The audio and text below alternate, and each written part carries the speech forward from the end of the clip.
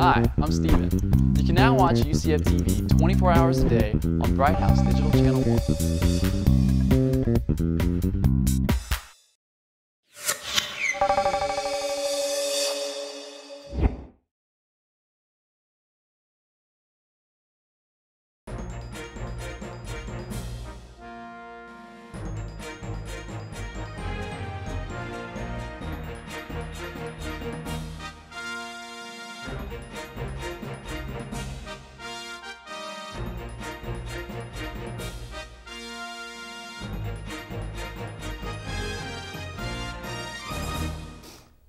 Hello and welcome to the Global Perspective Show. I'm John Abizaid, Special Assistant to the President for Global Perspectives at UCF.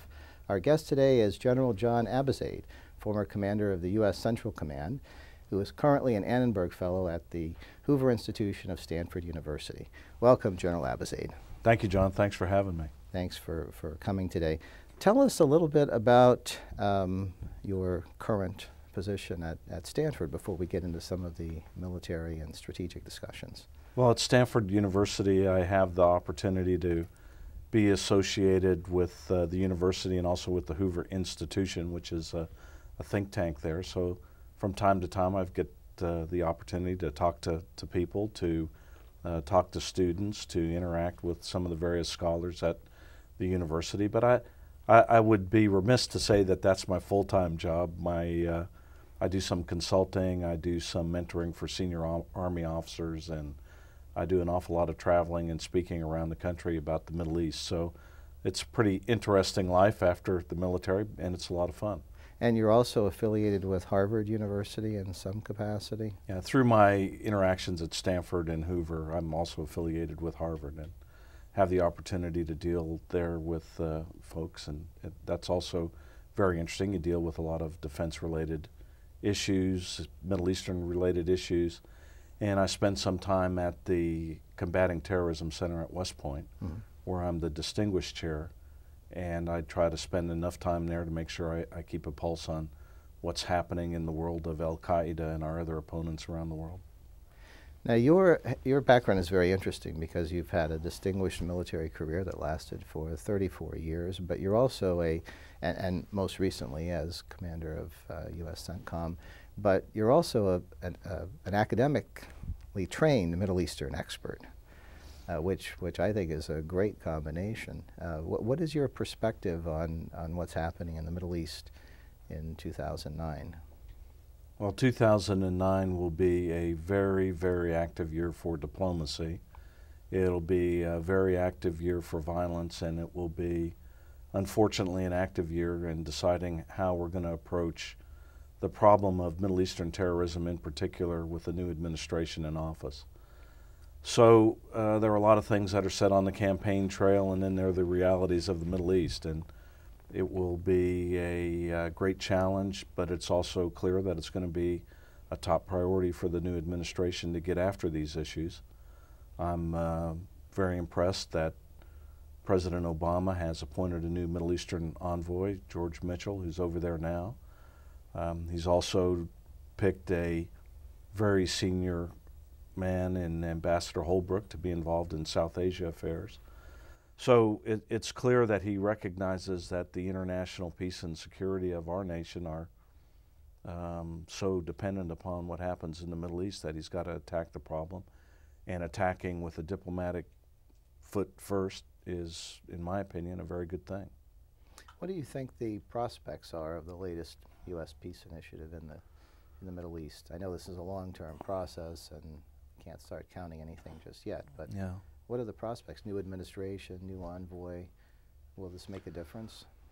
Well, I think the most encouraging news in all of this, John, is that for the first time that I can remember, a new administration is attacking the problem immediately, as opposed to what normally happens, which is wait till the last year of an old administration and then attempting to attack the problem. I think that President Obama is not under any illusions about how easy this will be. He knows it's difficult. It's been difficult for more than half a century, and it'll continue to be difficult. But the fact that senior ambassadors and senior envoys and the President of the United States is getting involved early on. Just shows you how great the interest of the United States is in resolving some of the problems in the region. Will we make a breakthrough in 2009? I doubt it, but can we set a path forward that will ultimately allow us to be more successful? I think there's a possibility that can happen. So I'm encouraged by the activity, but as we always say, there's a lot of activity. Question is, are there going to be results? And if we can build some bridges to the Middle East, as the President's trying to do, I think it'll be a very, very good thing, especially to the Muslim world. Are there any areas that you see that have more potential than others for a breakthrough where diplomacy could make a difference? Well, I think we should beware of trying to solve individual problems in the Middle East without an overarching regional strategy. So people will want to solve the problem in Gaza. They'll want to solve the problem of southern Lebanon. They'll want to solve the security situation in Iraq, or they'll want to go immediately into Afghanistan and find some sort of a solution to that. But all of these problems are related to broader strategic issues that we're going to have to grapple with. I think broadly speaking there are four major strategic issues. First and foremost is the rise of Sunni Islamic extremism, as exemplified by the rise of Al-Qaeda and people such as bin Laden. The movement is not composed by a bunch of crazy people. It's a movement of people that have a view of how to dominate the region. They're implacably opposed to the United States of America and our presence in the region. But more importantly, they want to dominate the region, and I think one of the central themes of our diplomacy has to be to prevent them from becoming ascendant. Now, before you continue with the others, you've referred to the rise of religion-based extremism as being part of the long war. What do you mean by long? Are we talking about decades?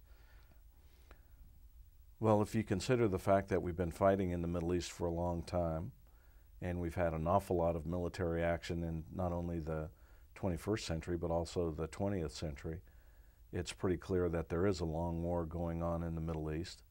It's not just between the Israelis and the Arabs, it's also such that it engages a large number of American forces. It's hard to imagine that somewhere in the middle of the 20th century we shifted our military center of gravity from Europe to the Middle East, but when you think of the number of troops, the amount of military action that we participated in there, it becomes ultimately clear that we consider our vital interests to be at stake there. So, as you look at the region, it's just not Islamic Sunni extremism, it's also Iranian extremism. It's different, it's nation-state based, but it's dangerous, it's anti-American. It seeks to dominate the region. As a nation, they're seeking to develop a nuclear weapon. Then the continued problem of the Arab-Israeli conflict, and in particular the Israeli-Palestinian conflict, dominates the region, creates a sense of hopelessness, drives people to the extremes, and then finally our never-ending capacity to absorb Middle Eastern oil has got to end sometime. Probably not within the next 50 years, but we need to start the process now to reduce our dependency on Middle Eastern oil so that we have more geopolitical maneuver space that has not been present over the past 50 years or so. So there's a lot of challenges. These are big challenges. They would have been big whether Senator McCain had become president or under the leadership of President Obama. But these are strategic issues that we'll have to grapple with, and we need to apply all of our resources to solve: military, diplomatic, economic, informational, educational, you name it. But I sense that this administration will try to balance the use of those tools and not only turn to the military for the solution. Military does provide some solutions to the problem, but more importantly, I think we need to move on sounder diplomatic ground, not to talk nice to everybody, but at least to understand what the parameters of the problem may be, and then put our resources to bear to deal with them. Let's talk a little bit more about Iran in terms of its disruptive behavior in the Middle East, and also in terms of its efforts to extend its influence to other parts of the world. There's been a lot of Iranian activity in Latin America, for example. Do you see that as potentially troublesome, or what? I think our relationship with the Iranians has been very troublesome for a long time. The Iranian Revolution set us on a course of confrontation that has nearly led to war on a couple of different occasions. The Iranian designs on the region to be the primary Islamic leader in the region have created a great deal of concern among Sunni Arab states in particular. Iranian support for terrorism, Hezbollah, Hamas, groups in eastern Saudi Arabia, groups in western Afghanistan, groups in southern Iraq are well known. And there's no doubt that Iranian activity is meddlesome, yet we should be careful about painting a picture of Iran as if it's the Soviet Union of our time. It's not. It's not a strong country. It's got a very weak economic base. Its military is capable of defensive action. It's capable of lashing out, but it's not really capable of conquering other nations, especially as long as American and other allied nation military powers available in the Arabian Gulf area. And I think, you know, we need to have a balanced view of Iran and understand that for every crazy word uttered by the president, there are other people in Iran that have a different view that actually gets spoken within the country from time to time. So there's a balancing that goes on within Iran about their own policies and desires. Not talking to the Iranians, in my view, is a mistake. Talking to them, nobody says we have to talk nice to them, is important, and we should do everything we can to prevent them from achieving a breakthrough on a nuclear weapon. A nuclear weapon in the hands of the Iranians is hugely destabilizing for the region. But again, we shouldn't overestimate their designs, intentions, or power. We can deal with Iran, especially in conjunction with our friends and partners in the region. When you talk about dealing with Iran, what do you think would be possible under the new administration? The Iranian elections are going to be held later this year. There's the possibility that the leadership could change. What do you think we could do at this point to engage? Well, sometimes people think that diplomacy and engagement mean that you'll put a foot forward that is conciliatory. I don't necessarily agree with that or think that that's the way that we should initially approach this. I think we should establish contact so that we avoid miscalculation and have some ability to be able to talk through various means. I don't think that immediately means diplomatic recognition. I think we need to put our cards on the table about our interests, their interests, what we believe we can't live with in this particular part of the world that comes from Iran. I think it's very possible to foresee a period of containment of Iranian power that leads at some point or other to greater understanding between us and the Iranians that lowers the tensions in the region. But we should be wary of thinking that all of a sudden there's going to be a sunny day of U.S.-Iranian relationships. Finally, I'd say that we need to also think that within Iran there are many different bodies of opinion and an awful lot of power centers. I think that over time the Iranian people who are already tired of the mullah government will get even more tired of the mullah government, and Iran will move to a different form of government. We would hope that it would be one that's more respectful of its people and of its neighbors. So there's time to deal with Iran in a positive way over time, but it will require an awful lot of diplomatic spade work before we can get there. And then we also need to understand that there may be a time that it will be necessary to use military force against the Iranians given exactly the wrong series of events. You know, we talked to the Soviet Union for years, and we were prepared to go to war at the nuclear level with him in a moment's notice.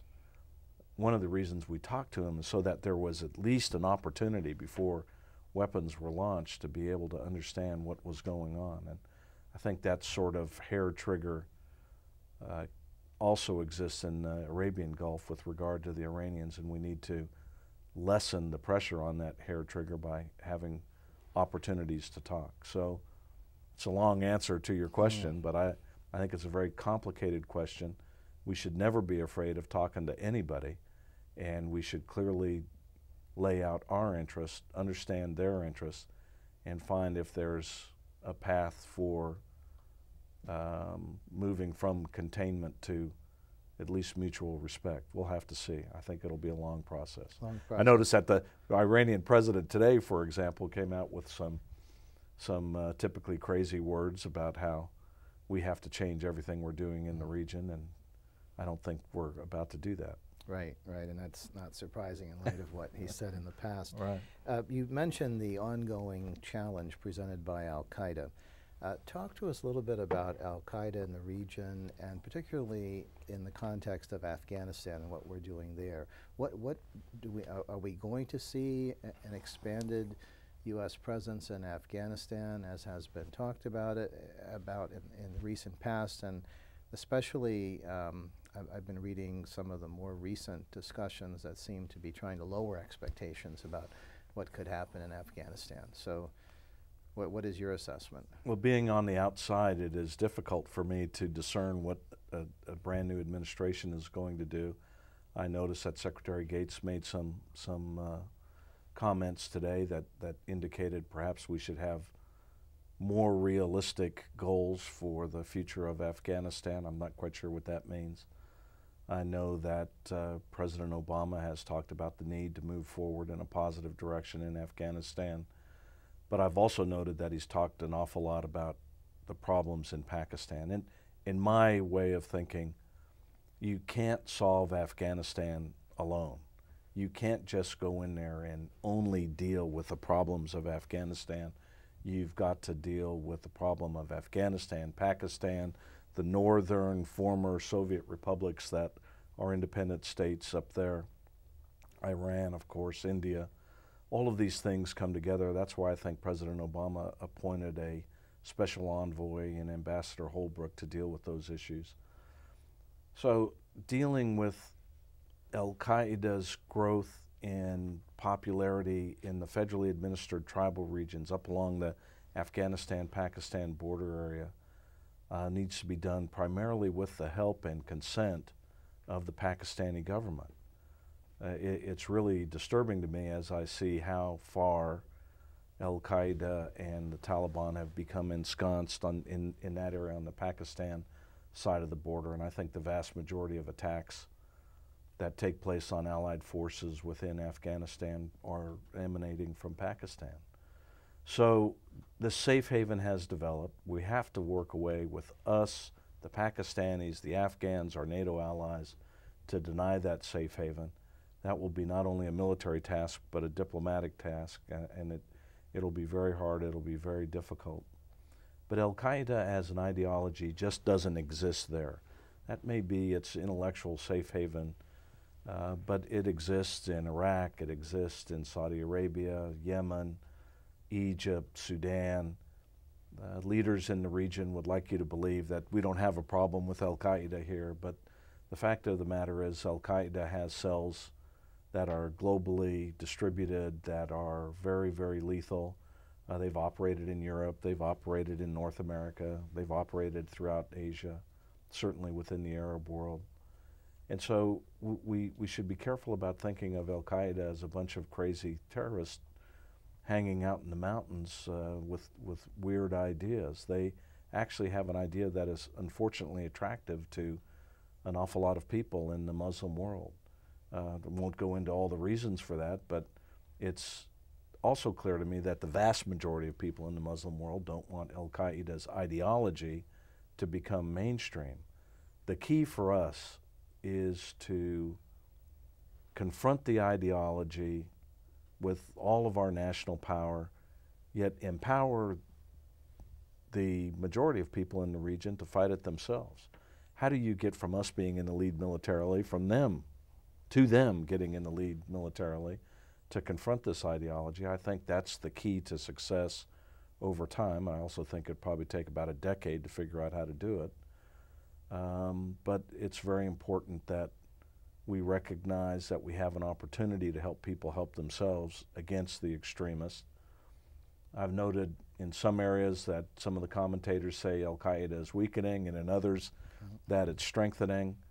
I would say that we'd better be careful about about believing that somehow or other Al-Qaeda has fallen away from the scene. They're still there. They're certainly weakened in Iraq, certainly weakened in Afghanistan, but they're strengthened in Pakistan, they're strengthened in Yemen, they're strengthened in other places, and we haven't heard the end from them. There will be a long confrontation between us and our friends and allies and partners in the region and Al-Qaeda for a while. But ultimately, if we can organize everybody together in a way that allows us to bring not only military but diplomatic and police power to bear against them, I think we'll squeeze them out. They don't offer anything in their ideology about a life view that people readily want to accept. But they do exploit people's anger and frustration, and there's a lot of anger and frustration in the Middle East. Well, going from one extreme to the other, let's talk further about the peace process.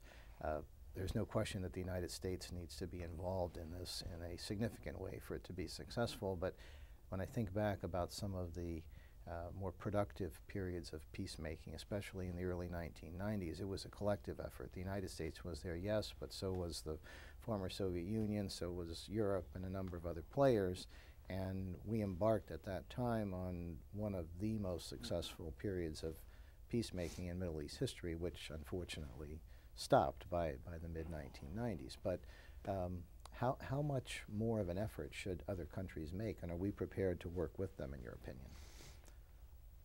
My impression is, again, without being informed, but my impression is that this administration will be willing to work with other countries to move the peace process forward. Even in the Bush administration, it was clear that Tony Blair had an important role in the Israeli-Palestinian peace process. What's important is that we have patience about the process, and that the process move forward towards a positive conclusion, that it be inclusive of people that have interest in the region. I think there's certainly an opportunity for a breakthrough over time. I don't think a breakthrough is possible without the leadership of the United States, but I don't think that the United States has the muscle to impose some sort of a settlement on the two parties in and of itself.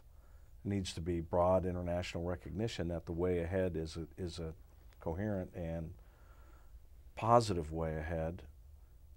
Certainly it's going to be difficult to move ahead after what's happened in Gaza here recently, but every time there's a challenge in the Middle East, there's also an opportunity. So I'm of the opinion that the United States has to stay engaged. Our people have to stay patient. We should be very optimistic that we're starting so early on the process, and we should not be deterred by all of the obstacles that will be thrown in our path, and we should just continue to move forward. Israelis, I'm convinced that Israelis want peace. I am convinced that Palestinians want peace. I'm also convinced that there are extreme elements in both countries that will do whatever they can to limit the opportunities for peace. And you know, the situation couldn't be more daunting right now. You have Hezbollah in the north, a non-state actor confronting the Israelis. You have Hamas in Gaza, a non-state actor confronting the Israelis. A very weakened Fatah in the West Bank. And it's very difficult for the Israelis to know who to deal with. But through all this, I believe that especially Palestinian leadership can emerge under responsible people that will allow a peace process with American help to move forward, slowly but surely. And we just need to have a lot of courage, a lot of patience, a lot of perseverance. Ultimately, the lack of progress in the peace process will lead to the breakdown of peace and security in the region, And at some point or other, the nuclear weapons proliferation problem that we're facing, if it gets out of hand, will lead to some sort of a nuclear confrontation in the region. We've got to do everything we can to prevent that. Okay, well, on that note, I think we'll conclude. Thank you very much, General Abizaid, Good. for joining us today. Well, it seems as if I did all the talking. Well, that's the way it's supposed to work. And thank you for the Global Perspective Show. I'm John Bercia, and we'll see you next time.